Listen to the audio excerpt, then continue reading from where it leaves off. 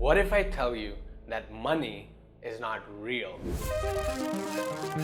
In fact, every time when you think of money, you're actually hallucinating.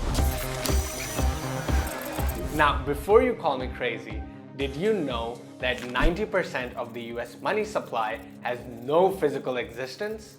Like, it's completely abstract, made from literal thin air. And what's worse is that there's no one stopping the governments from creating more and more money. This actually causes undesired economic conditions, and things can go pretty crazy.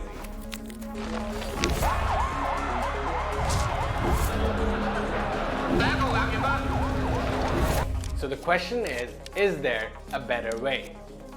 Well, a large number of economists and enthusiasts are now pointing towards cryptocurrencies. Are they really that promising?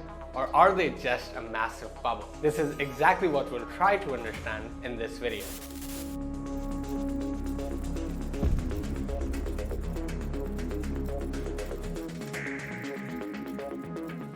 To understand any of this, we first need to know why money exists in the first place.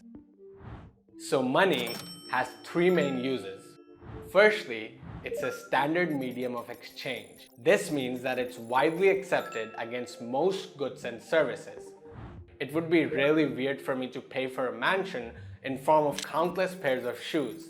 Instead, I can sell 1 million pairs of shoes and use that money to buy a mansion. This makes trade simpler, faster, and global. Secondly, it's a store of value. This means that I can store value in it and use it later. For example, my old car might lose its value every single year, but if I sell it today for, let's say, $800, the $800 should remain stable for a longer period of time. This allows economic stability and security for the long term. Lastly, it's a unit of account. This means that you can measure two or more goods or services in the same unit. This helps us compare the value of goods and services and make an informed choice. By now, you must have understood the importance of money. Well, the money that is widely used today is called fiat money. You know, the US dollar, the Japanese yen, the Venezuelan bolivar. It's controlled by the state's central bank, and it acts as the state's official money. Fiat money does kind of perform all the three uses that we discussed earlier, but sometimes it doesn't do such a great job. Since it's directly controlled by the state's official banks, they can change the rule whenever they like without any prior notice, which sometimes makes the money lose its value by a lot. The US dollar has lost 96% of its value in the past century, and it's still one of the relatively higher performing currencies. Compare that with the Lebanese lira, which lost 90% of its value in a mere year. People are now trading their Lebanese liras with the US dollar, which takes away its status as being the standard medium of exchange. And since it's losing so much value in such a short time, it's also not a good store of value. Lastly, it's being traded at very different rates at the same time, which also makes it a very unreliable unit of account. In a nutshell, the Lebanese lira has lost all three of its use cases as money. And this shows how volatile fiat money can be if the state's banks are not sure in what they're doing or are simply greedy. Well, okay, alright, we established that fiat money is pretty bad. But am I really suggesting that we should replace it by cryptocurrencies? Well, as a thought experiment, for cryptocurrencies to actually replace fiat money, it has to do a few things.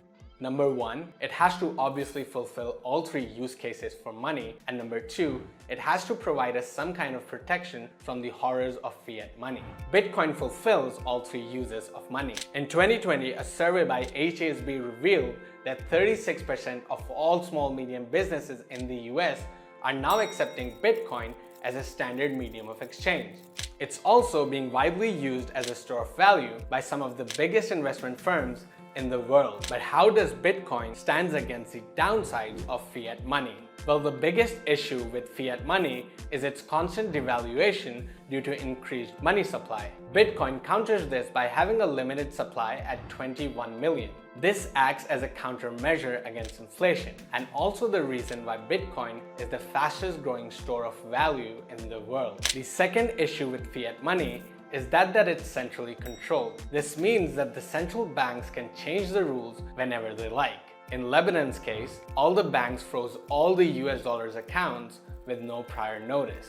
Imagine not having access to your own money during the worst economic crisis of your country.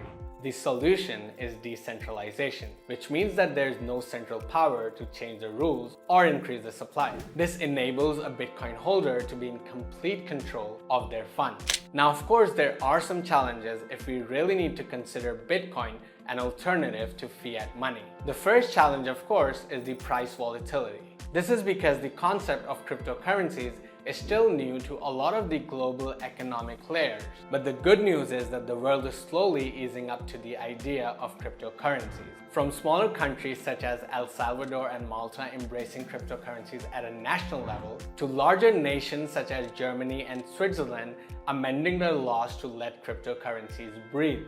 The price volatility is predicted to be stabler in the coming years.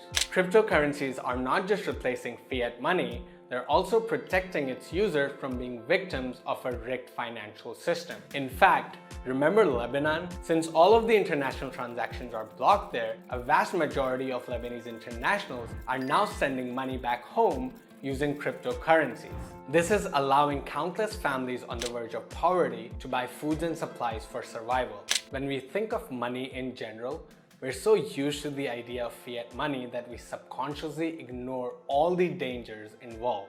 While completely replacing fiat money is next to impossible, the integration of cryptocurrencies in everyday finance gives us a very solid safety net against the horrors of a rigged financial system.